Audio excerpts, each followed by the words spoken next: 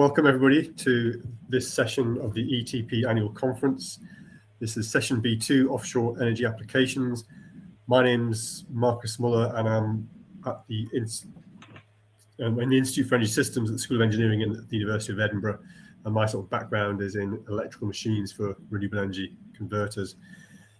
So we've got 5 speakers today. We've got an hour and a half to get through them, so we've got plenty of time. But I'd like to welcome Alessio Genco from the University of Dundee, who's going to talk about the influence of rock steel interface properties on pull-out capacity of rock anchors for offshore applications. So a very different presentation than the one we've had before.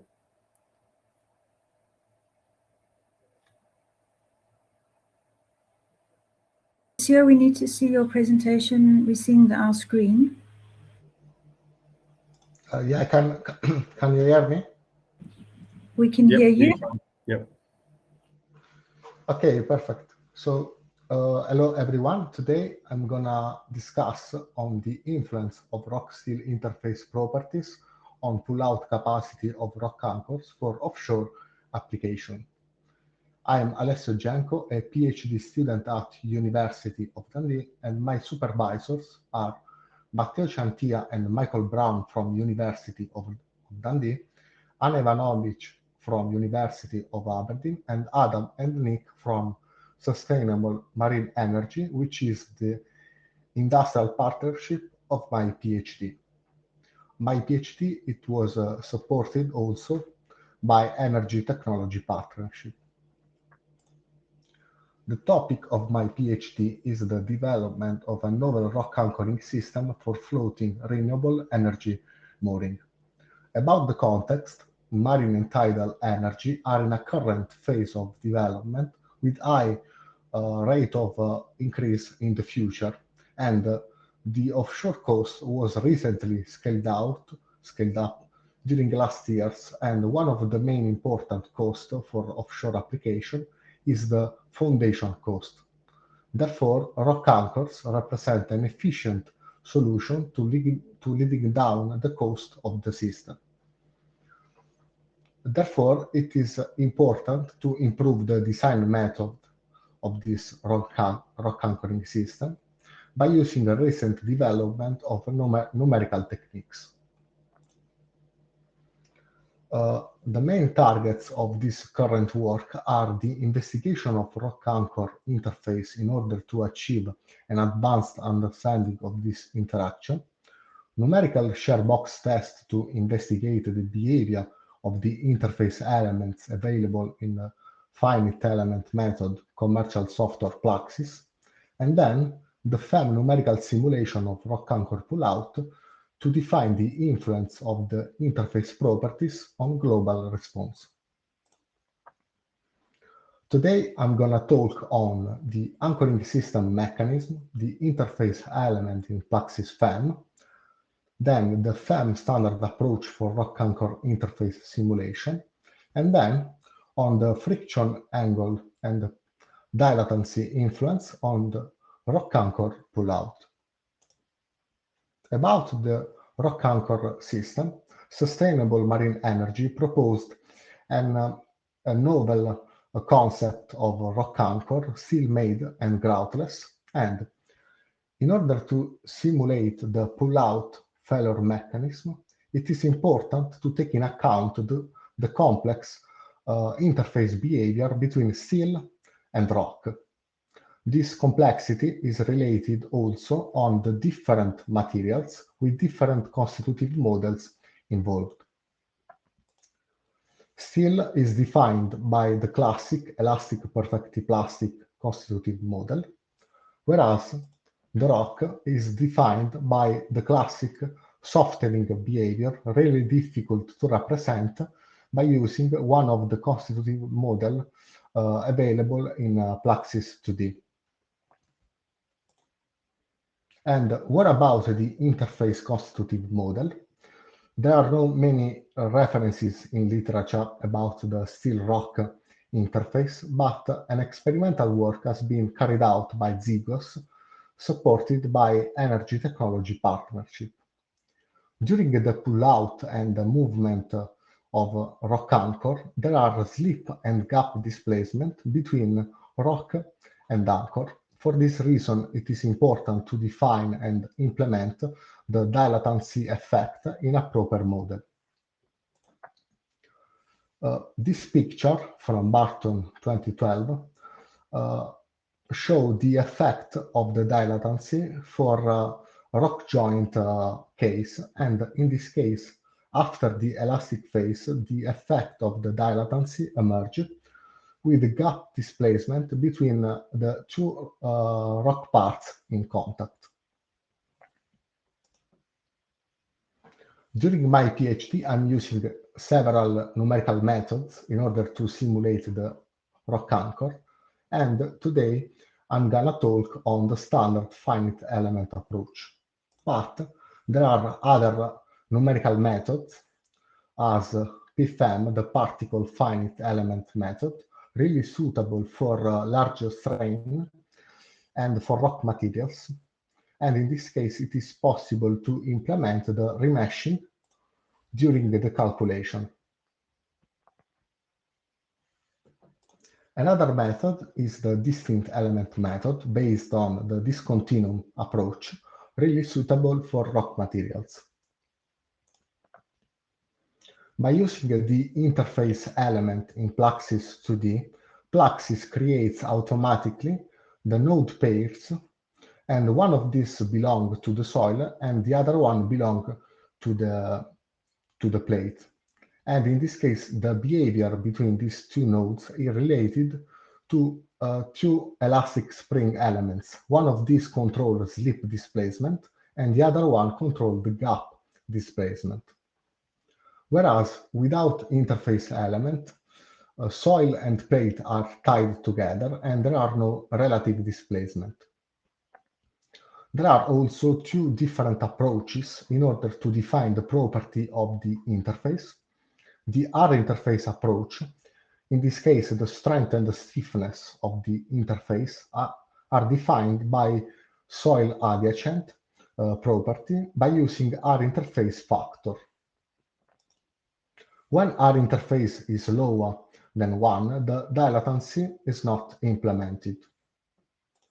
But by using a custom approach, one of the constitutive models available in Plaxis 2D can be used to simulate the interface properly and the effect of the dilatancy. I followed this standard finite element approach in order to demonstrate the equivalence between these two different approaches and in order to demonstrate the influence of the dilatancy. I simulated the bottom part of the anchor by using rigid elastic plate elements, whereas I simulated the chalk rock by using a classic O'Ke-Brown constitutive model. This is not a really advanced constitutive model, but it is good for this purpose. And then about the interface, I simulated the interface by using the classic Moore-Coulomb constitutive model. These two plots show the simulation of the direct shear test by using a soil test and application of Plaxis 2D on Moore-Coulomb interface material. Then I investigated the influence of the friction angle and the dilatancy on rock anchor pullout by using these two different approaches. For the first approach, the dilatancy is not implemented, but by using the second approach, the cohesion is 0 and the dilatancy is implemented with different dilatancy angles.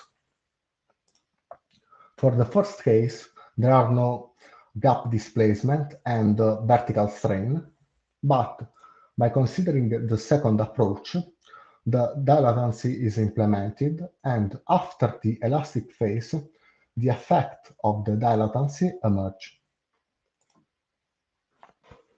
Then these results show the effect of the friction angle on the load capacity, and by increasing the value of the friction angle, the load capacity increases accordingly. For the case of friction angle equal 6 degrees, the influence of the dilatancy is displayed, and in this case, by increasing this value, the load capacity increases consequently. The last chart shows the comparison between the results obtained by Serfontaine et al. 2021 by using the limit analysis approach in Optum, and my results obtained by using the finite element approach in Plaxis. And it is possible to show that in this case there is almost an elastic behavior and relationship between load capacity and friction angle. It must be noticed that these results are related to different embedment ratio, and the results obtained by using the limit analysis approach are related to the lower bound value. At the end, the interface friction angle influences substantially the load capacity, and to include the dilatancy and realistic cohesion of the interface, a custom model is required when using Plaxis commercial finite element software. Then the dilatancy influences the load capacity, and the commercial finite element method software used is not suitable to simulate a large strain and displacement. The use of more advanced formulations such as DEM and PFEM will allow to better investigate the rock anchor response in brittle materials. Okay, thanks. Okay, thanks, Alessio. Do we have any questions from the discussion forum? No, okay. So a lot of the work you presented was was all using finite elements. Do you plan to do any experimental work to verify that? And how would you go about doing it, I guess? At the moment, they are only simulation results and data, but we are going to include field test data in order to calibrate a new model based on finite element approach or PFEM approach, and just in order to compare the results and improve our result in general. So when you say field test, you're actually going to, I mean, I guess, how do you install these rock anchors? Do you actually drill a hole into the rock underwater and then put the anchor in? How does it work? The potential of this rock anchor is that this anchor is self-drilling. So in this case, there is no groutless, there is no grout, and it is a still-made rock anchoring system. And it is installed by using an ROV device to monitoring the installation of this rock anchor in rock and in the subsea. And okay, it's really interesting. And what do you showed pictures of floating tidal device, the orbital marine device, and I guess offshore wind. Or floating offshore. What kind of anchors are they using at the moment? Are they using this same anchor, or was it something very different? No. It is just a rock anchor, a new concept of a rock anchor. It is a swift anchor, still made. Okay, so it's not being used at the moment in offshore renewables. Yeah, it is currently used in offshore environment in general by my industrial partnership. Okay, brilliant. Any other questions? Let's check the attendees. Okay. One final question. So what's the plan for your partners are going to? What's the plan for your partners to use this use the work? How are they going to use it to develop the technology? What are the outcomes could be for them? Yeah, at the moment, this is just a preliminary study by using a classic standard finite element approach, but I'm planning to do other simulation with advanced numerical methods, for instance, EPFM or distinct element method, and improve the results and the simulation for a pull-out failure mechanism. Okay. This is the plan at the moment, and calibrate these results by using field test data.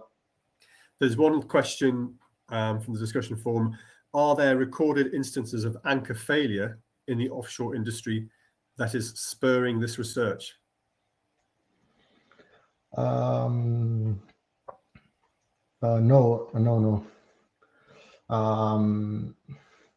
I'm trying to simulate the fracture mechanism in rock by using simulation by using finite element method at the moment.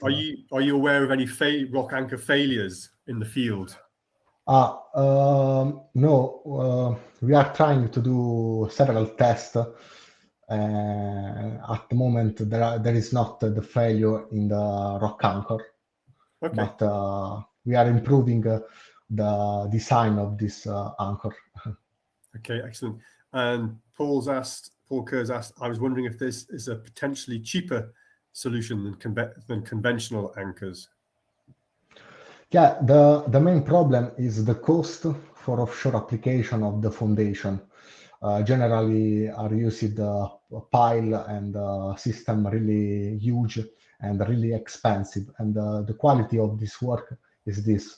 It is possible to have a flexible rock anchor, slight and really cheap in this case, according to the cost of materials in general. Okay, that's brilliant. Thanks very much. Thanks, you too. That's quite all right. Thanks. So we come to the third presentation. So I'd like to ask Paul Kerr from the University of Edinburgh to come onto the main stage, as it were, and present. He's going to present on the topic of screening of early stage conversion technologies for wave energy applications. So over to you, Paul. Okay. Hi. So yes, as you just said, my presentation today is going to be on screening conversion technologies for wave energy applications. I'm carrying out my PhD at the University of Edinburgh, and the project is supported by Wave Energy Scotland and the Energy Technology Partnership. I'll apologise in advance that my throat is a bit raspy today because I've come down with a bit of a cold, but you'll just have to bear with me on that if I need to stop and drink some water or something at some point. So my PhD generally is looking at the areas of innovation and cost reduction in the wave energy sector. And part of this, which I'm going to be discussing today, is assessing technologies which could offer step change cost reductions to the sector, specifically solid state conversion technologies. The presentation is going to start with a bit of introduction and background to the problem. I'll then take you through the method that I used for the screening process. I'll give you an overview of the results, and then we'll finish up with some conclusions and my next steps. So just as a bit of background, there is a growing body of research into the application of solid state conversion technologies in wave energy. Several technologies are being applied. As we can see some examples on the right-hand side of the screen. However, there's varying levels of actual evaluation of the technology's suitability for wave energy applications, beyond the fact that they could, at least in theory, generate electricity. There's also little in the way of agreed upon performance metrics between the different technologies. So this raises the question which of the technologies, if any, is worth kind of further support. So with this in mind, the aims of the work that I was carrying out was to develop a screening process that could be used to screen conversion technologies for wave energy applications. I'd then apply this to a selection of conversion technologies that my project sponsor, Wave Energy Scotland, and myself had identified, and then assess the any outstanding R&D requirements that exist for any of the technologies that pass through the screening process, and develop a technology roadmap to give some recommendations for their further development. The presentation I'm giving today, though, just covers the first two of these points, so looking at the technology screening process.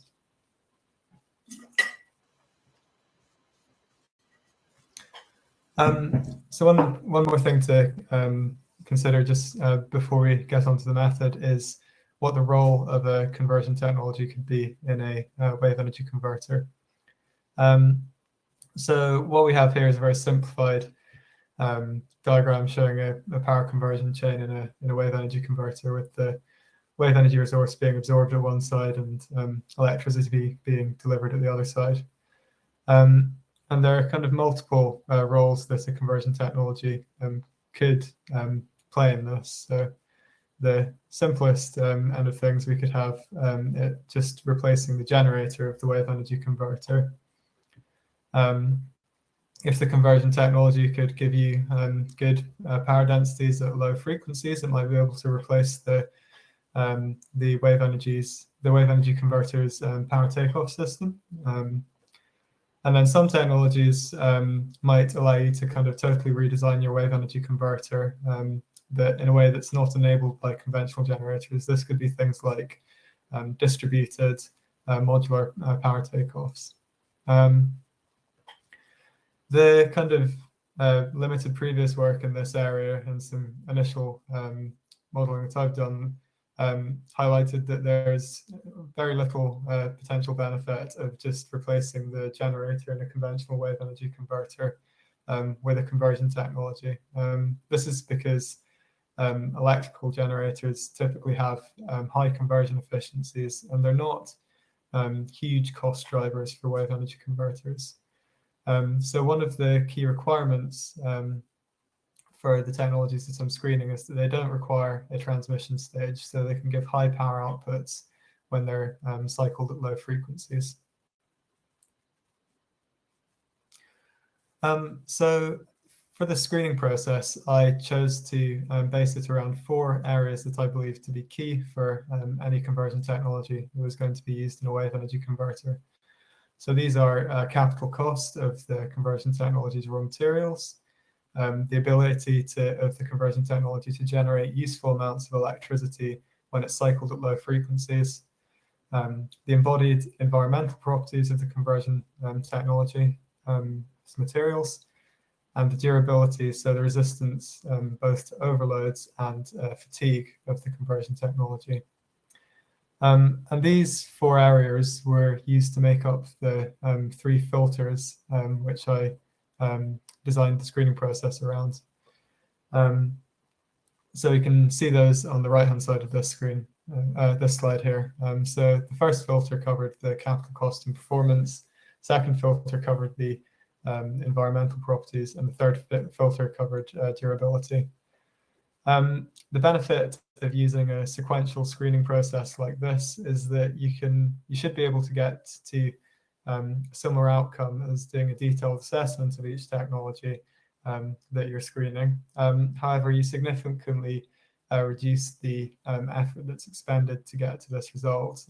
This is because if a technology is rejected in an earlier filter, for instance, if it's far too expensive or its performance is too low, then you don't have to go about gathering environmental or durability data on it. And this saves a lot of time if you're assessing multiple technologies, or the data isn't altogether straightforward to gather.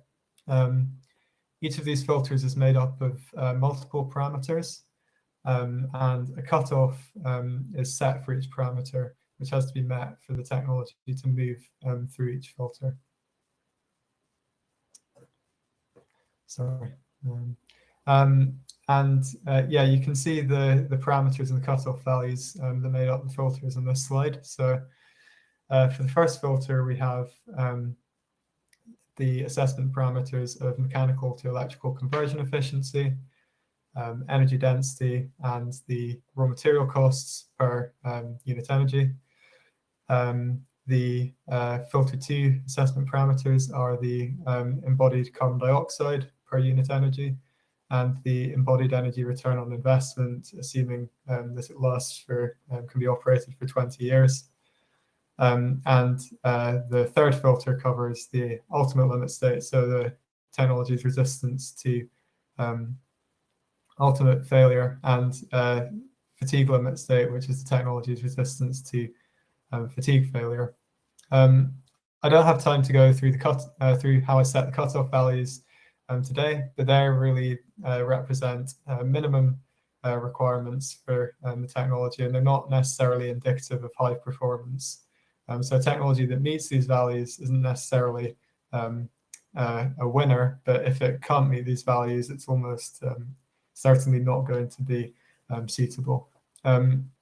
Additionally, if someone else is running the screening process, they should adjust these cutoff values to represent the requirements that they have for the technology. So I'm now going to give you an overview of the results that I got from the process. So this table here shows you the results for the first filter in the screening process. And you can see on the left-hand side the 6 technologies that I screened. So we've got 2 dielectrics, elastomers and fluids, 2 piezoelectrics, ceramics and polymers, triboelectrics, and magnetostrictives. We then have the assessment parameters that make up the filter. Then the initial assessment, which is simply adding up the passes, fails, and uncertainties that each technology got in the assessment parameters. And then following this, a final decision has come to if the technology should pass that filter or not. This is a somewhat qualitative decision based around the parameter assessments. The technology can be upgraded or downgraded from its initial assessment. However, justifications have to be given here if that happens. So what we can see in filter 1 is that all of the non-dielectric technologies failed on the basis of low energy density. This means if they're cycled at low frequencies, you'd need an unfeasibly large volume of the material to give you a unit power output. This then combined even with, in some of the technologies' cases, very low raw material costs means that their raw material cost per unit energy is also above the cutoff value that I set. Dielectric fluids are a slightly different case because they pass the first 2 parameters in the filter. However, they also fail on the, well, they're uncertain. I gave them an uncertain assessment on the cost parameter. This is because based on the one scientific study that's been published on this technology, they would currently fail this, although not by an awful lot. However, that study was not optimized in terms of the materials it used or the experimental setup, and there are also uncertainties around what the technology's limit performance actually is. Dielectric elastomers, on the other hand, passed all of the parameters in the first filter. So I chose to remove the other technologies at this stage and proceed with dielectric elastomers to the second filter. This dielectric elastomers again passed both the parameters in this filter. This is simply because the raw materials used in this technology have low embodied carbon and embodied energy. And then finally, on the third filter, which looks at durability, I awarded dielectric elastomers a pass on the ultimate failure state parameter. This is because they have their materials have very high elongations at break, which means they're well protected against mechanical overloads. And they tend to have high electrical breakdown strengths as well, so they're protected against electrical overloads. In terms of the fatigue assessment parameter, this is where things are a lot more uncertain for dielectric elastomers. They've demonstrated good fatigue life in mechanical fatigue. However, in either electrical fatigue or combined electromechanical fatigue, there simply hasn't been testing done to determine if their lifetime is sufficient for a wave energy application at the moment. So I still allowed the technology to pass through this filter because they're, rather than being evidence to suggest that it wouldn't pass, there's just lack of evidence either way on the fatigue parameter. So just to kind of summarize some recommendations here, dielectric elastomers were allowed to pass the screening process. This is because they passed all the parameters except the fatigue limit state, which was uncertain. Dielectric fluids were highlighted for close monitoring. This is because their failures against the parameters in the first filter were less definitive than the other technologies that failed that filter. Additionally, the data was based on a single study, which was published at this time, which included some significant uncertainties and also unoptimized materials. They were also seen as a technology which has potential for major short-term R&D developments, especially through technology transfer. Triboelectrics were highlighted for some occasional monitoring. They did fail quite definitively against the cutoffs, but there's still, as they're a very new technology, some uncertainty around their working principles and performance limits. There's also quite a lot of research going on in their application in wave energy, although at a very small scale. And they're seen as technologies which have a higher potential for short-term R&D development. I'd advise for infrequent monitoring of the other technologies in terms of their application in wave energy, because they failed the parameter cutoffs definitively, and they're also more mature, so this could indicate that their potential for R&D developments is more limited. So the next steps is moving on to the assessment of the R&D requirements for any of the technologies that pass the screening process, which in this case is dielectric elastomers.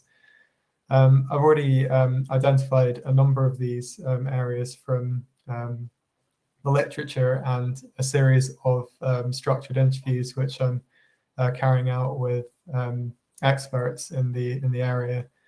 So I'm compiling these at the moment, and then I'm going to bring these together into some recommendations for technologies, continued development, and a technology roadmap. So thank you very much for listening, and I'm happy to take questions now. Thanks very much, Paul. While we wait for questions to come in the Discord, I've got a couple to ask. Have you thought of applying this technique to existing devices? I mean, one of the things that people have always not wanted to do is back a winner or choose a winner. So it'd be interesting to apply it to existing devices and compare it with the, and maybe even use that as a benchmark for your comparison with these more novel materials. Yeah, so that was, I've had some people at Wave Energy Scotland review this process, and that was one of the things that they said it would be interesting to see how it worked with existing technologies. So yeah, that's something that I'm going to do. I just hadn't actually ran any existing technologies through it at this point, but yeah, there's a couple of people who've made that comment. So it could provide some answers that people don't want to hear, though. So Stephanie Mans asked, could this be applied to a whole system rather than just the electrical conversion? I suppose you could. I mean, you'd have to use different parameters, I guess, because these are specifically for conversion technologies. But I think the way of thinking about it, using a kind of a screening process like this, you probably could apply it to other subsystems where you have a variety of early stage technologies and there aren't kind of well-defined performance metrics that you can use to compare them at the moment. So kind of thinking about what are the things that would potentially be a bottleneck for its performance, even at an early stage. Okay, thanks. In your presentation, you said that you discounted some because of the low frequency of motion or of the load. Would the result change if you increase the frequency somehow by using some sort of power conversion unit in there? Probably, yeah. I mean, I think you'd end up with a lot more of them passing, but Right. I think at that point you're just getting back to something where an electrical generator is more efficient and potentially cheaper. So one of the requirements is that you're doing away with the need for this transmission system, which gives you a high frequency mechanical input to your conversion technology. Because otherwise you're designing something where the conventional solution is already quite good, certainly more efficient than any of these would be, because these are really looking at efficiencies of kind of, I don't know, 40 to 70% kind of range. Yeah. Okay. I don't see any other questions. So thanks for your presentation, Paul. Got another two to get through. So we'll move on to the fourth presentation, which is Shuijin Li from the University of Dundee, who's going to talk about laboratory experiments of wind and wave interaction with wind tracing floating offshore wind turbines. Okay.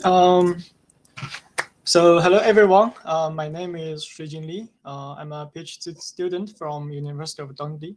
So it is my honor to give a presentation today. I'm going to introduce the laboratory experiments of wind and wave interaction with wind tracing floating offshore wind turbines. So I will introduce. So I will introduce the structure first, the multi-unit floating offshore wind turbine. And then I will introduce a little bit about the laboratory experiments and at the end, I will give a short concluding remarks.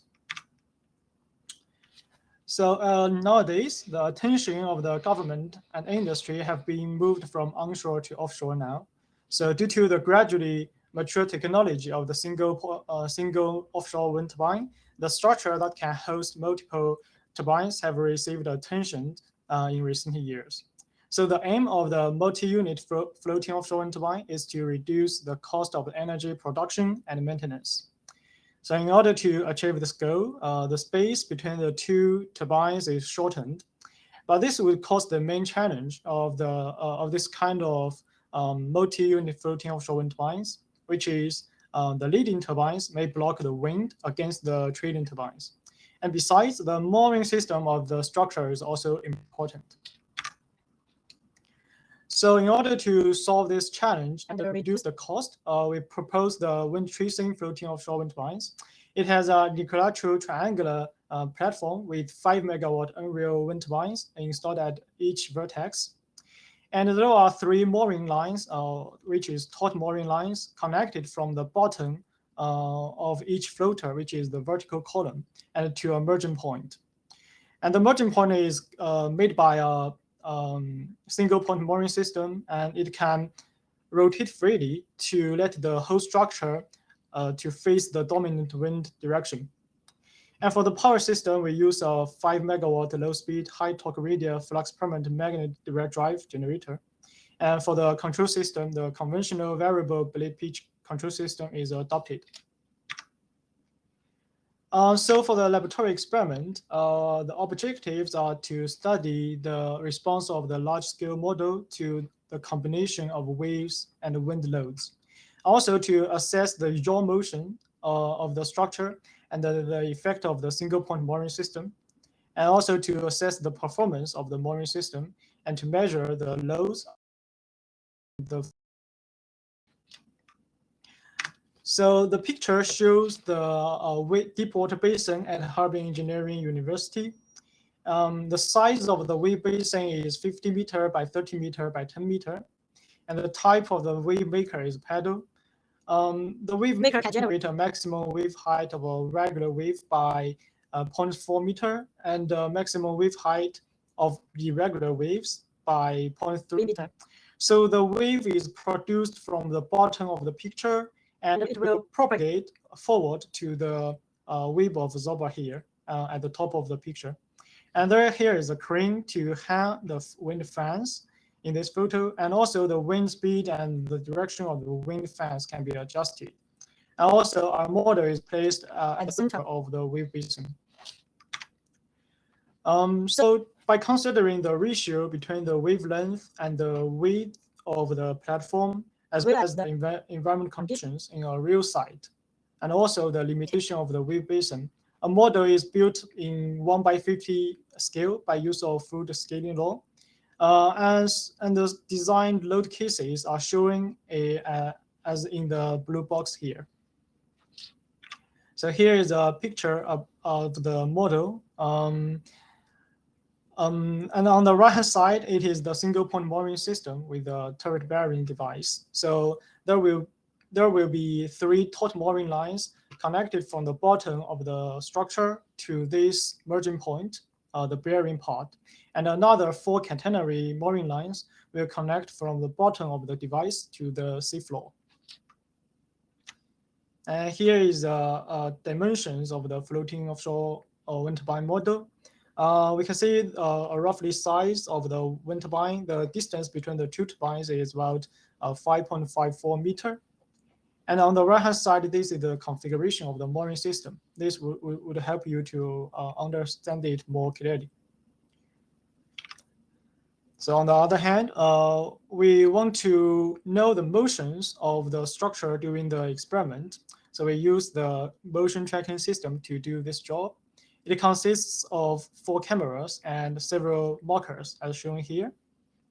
The cameras are setting as showing the layout on the right-hand side. So the layout of the experiment shows how we arrange the system. The model is placed at the center of the wave basin, and the cameras are placed at the 3 sides of the wave basin. From the model to generate the winds. And here is a control panel on one side, which can control the frequency of the wind fans. So we can adjust the wind speed. And next, I want to show you a case, a video in one of the case. So yeah, so this for this case, the wave period is 1.6 seconds, and the wave height is 0.23 meter, and also there are winds here.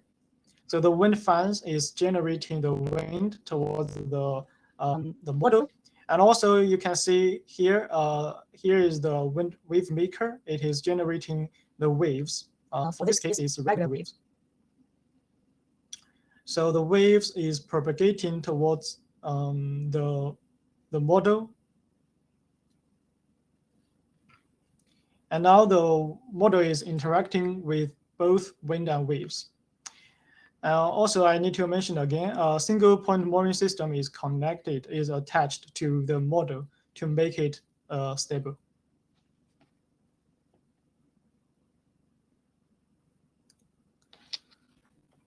Okay, so last, I want to give a short concluding remarks. So for this structure, the wind tracing floating offshore wind turbines adopt the single point mooring system with a turret bearing that allows the structure to rotate freely. And the laboratory experiments were conducted to study the performance of the structure. And third, the data from the laboratory experiments is being processed. And so that's all. Yeah, and any questions? Okay, thanks very much for that presentation. Has anybody got any questions? So there's one question from Samuel Haywood. Why rotate the whole system to face the wind as opposed to just rotating the wind turbine nacelles? Yeah, so for multi-unit floating offshore wind turbine, it is very easy to produce the wake effect. It will influence the rear turbines from the leading turbine. So the aim of our structure is to rotate the whole structure as a integrity. So it won't create much wake. So to influence the whole the performance of the whole structure. So that's why we use another system instead of the yaw system for the nacelle in the nacelle. Okay, thanks. In terms of you saying you're assessing the performance of this structure, what aspects of performance were you assessing? Oh, sorry. You were saying you're assessing the performance of this structure, but what aspects of the performance are you assessing? Okay. Yeah. So we mainly focus on the motions of this structure. We want to study if the structure can work well or stable in deep water. Yes. So that's basically what I mean performance of the structure. Okay, thank you. And did you do any modeling to predict the performance before you built the Yes, we model? did. So for our group, so another PhD student is doing the computational part. So we will compare the experiments results with the computational part. Okay, excellent. Any other questions? No, I've got one final question. Are you including the loading of the turbine itself, of the drivetrain, and how that impacts the motion, or in this, or how does the motion of the actual structure impact other parts of the wind turbine? Yes, actually we did. So we also use load cells to measure the loads on the towers, and also the mooring tensions. We measure the loads on the tower and the loads on the mooring tensions. So yes, we did. Okay, good. And are you going to be able to use those results then and feed them into other models to understand how that what that has? Okay, excellent. That sounds very good. Any other questions before we move on to the final speaker of this session? No? Okay, thanks very much, Mr. Lee. Thank you. And so I welcome Wei Wang, also from the University of Dundee, to talk about the effect of offshore screw pile installation on cyclic performance using DEM for anchoring of floating wind. Okay. Hi everyone. I am Wei, year 2 PhD student from the University of Dundee. Today our topic is using DEM to understand the effect of screw pile installation on cyclic performance for anchoring of floating wind. Firstly, an introduction. A screw pile is a conventional straight-shafted pile weighted with one or more helices on its shaft, and it can be rotated into the ground with an additional push-in force applied on the pile head.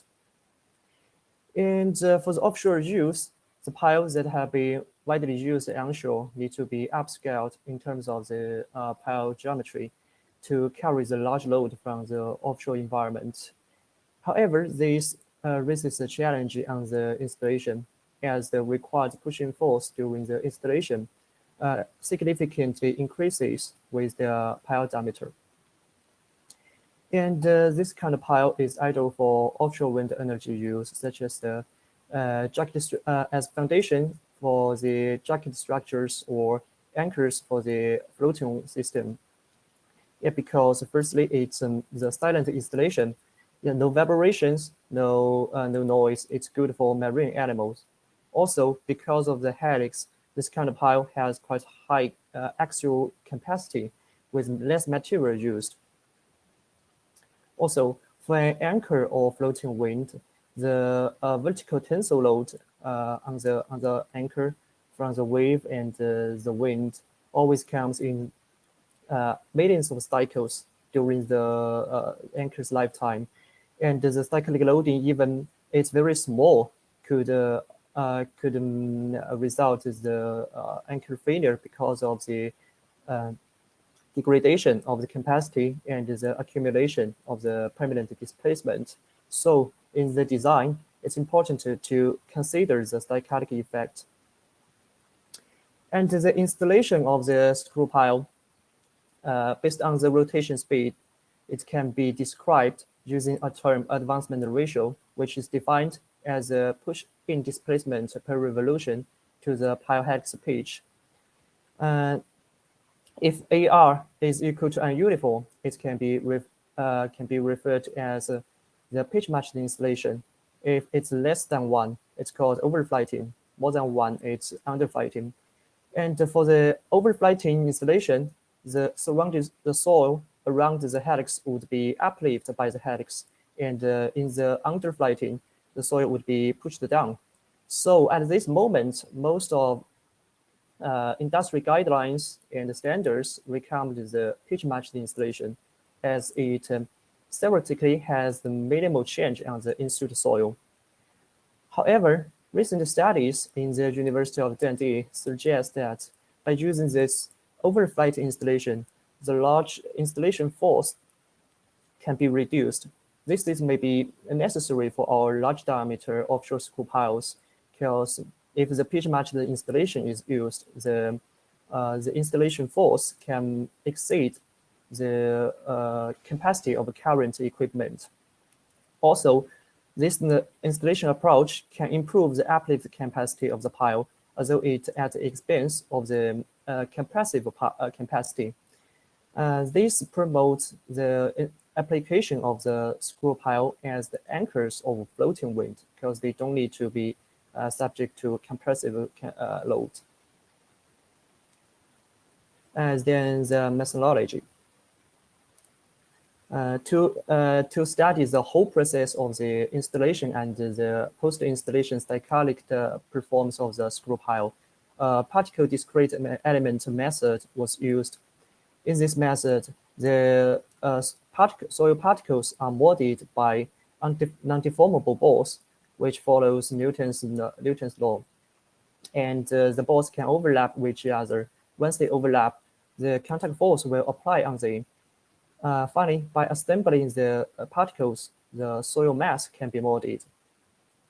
Unlike some other continuum-based numerical method like FEM, the DEM needs no mesh, so it's ideal for some large deformation problems like here is addressed the installation of piles and maybe the large displacement uplift. Also, because it models the soil from individual particles, we can explore the mechanism from a micro scale, such as the evolution of the void state. And to calculate the contact force among the balls, simplified Madelin-Hertz contact model was used, and which is usually used to model the granular materials like sand. Also, the calibration of the contact parameters was based on the HST 95 sand, which is usually used in the geotechnical lab at the University of Dundee. And for validation, the geometry of the pile and the soil bed where the pile was installed and tested were in line with previous experiments. The cyclic loading used in this study was the force-controlled one, which was achieved by a self-defined servo control, in which the nominal mass of the loading was assumed as the mass of the small layer of the particles that directly contact with the pile base and the pile helix. And then the mean value and the amplitude of the cyclic loading were both 365 kilonewton, which is around 10% of the static capacity at AR1, or called under pitch matched installation. And to meet the cross-static condition, the cyclic period was assigned as 2000, considering both the accuracy and the efficiency. And then some results. Firstly, the model was validated against the experience. In terms of the installation requirements, the DEM predictions are in good agreement with the experiment. And the monotonic uplift performance, the DEM also generally reproduced the general trend that the overflight installation can improve the monotonic uplift capacity.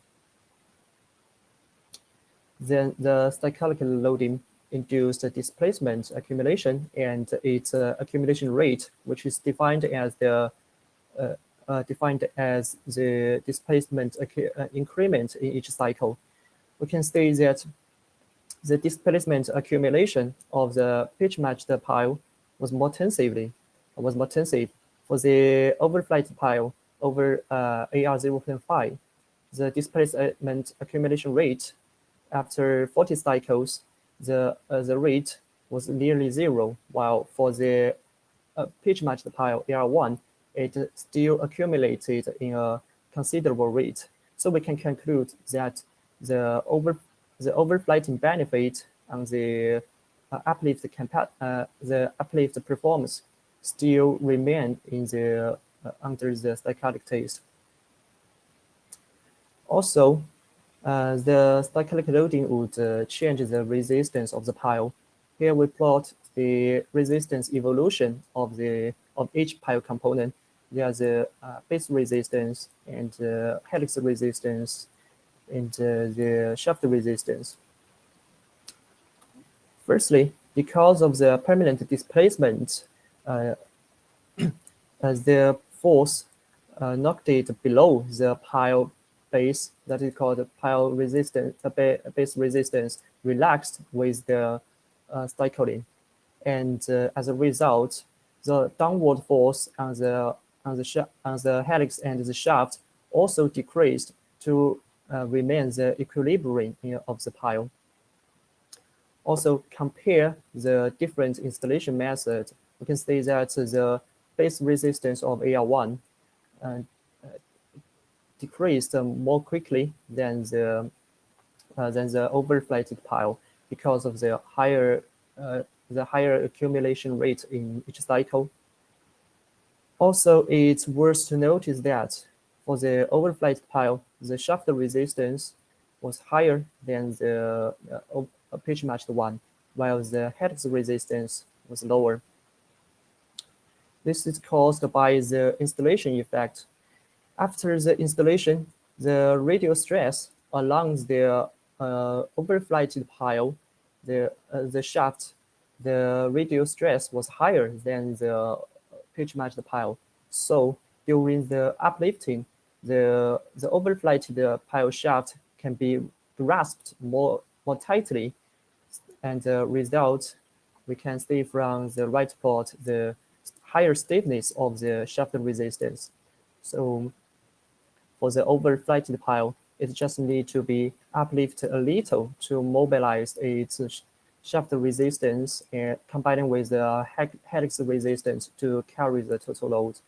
While for the pitch-matched pile, the solid symbols, the helix resistance stiffness was similar with the overflighted one, while the shaft stiffness of the shaft resistance was much lower. So it needed to be uplifted more to mobilize both the shaft resistance and the helix resistance to carry the load.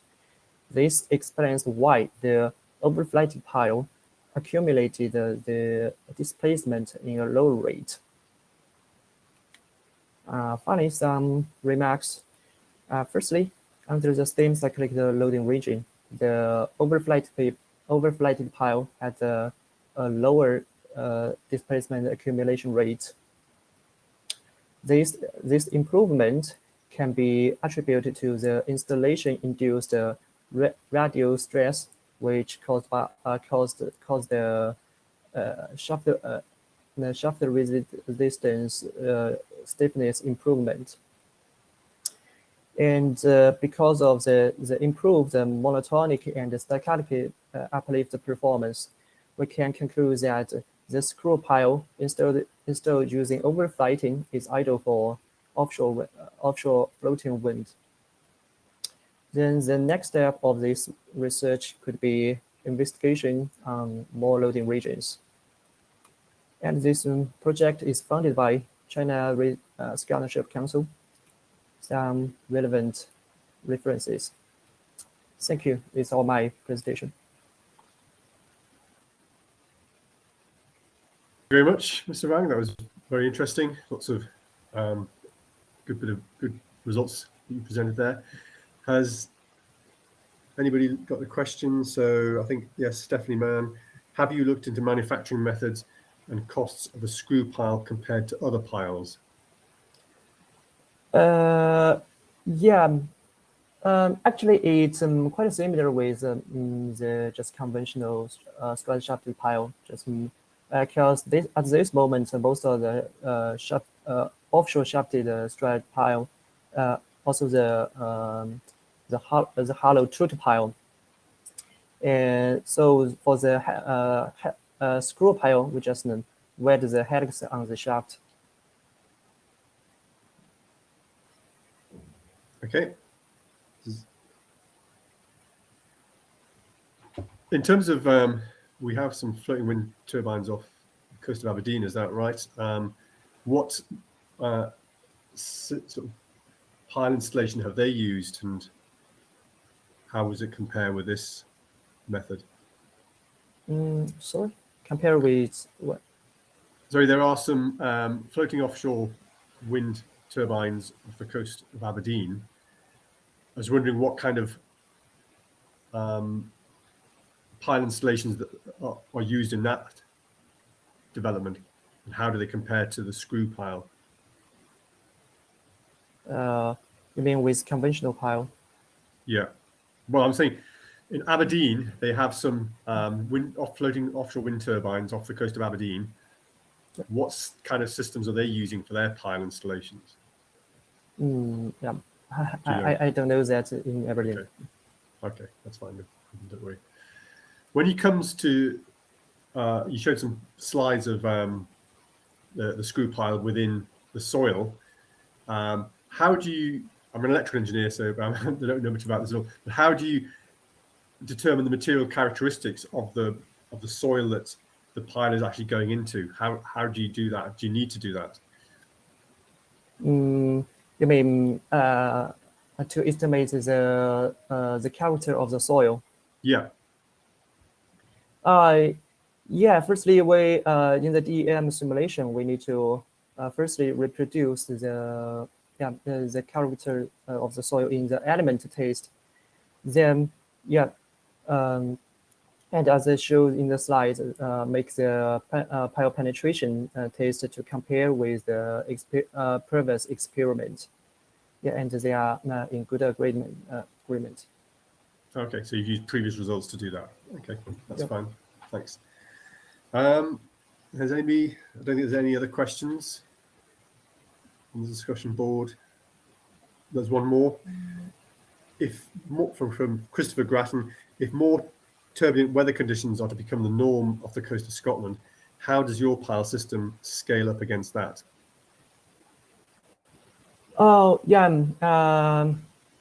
This is the current study as the research group is about this. How to firstly we can further optimize the installation process also.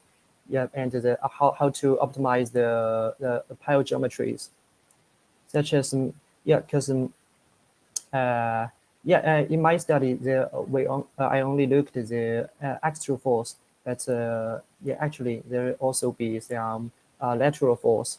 So we are looking how to change the helix geometry to carry the lateral force. Okay, thank you. Okay, if there's no other questions, we'll close this presentation. We've only got 6 minutes left. That's fine. We've done really well. I just want to say thank you very much to all the speakers. We've heard some very interesting presentations today on some very different types of work that are going on around the universities in Scotland within the ETP. So I'm happy to close this session, and thanks once again, and thanks to all those people who asked questions and contributed to the discussion.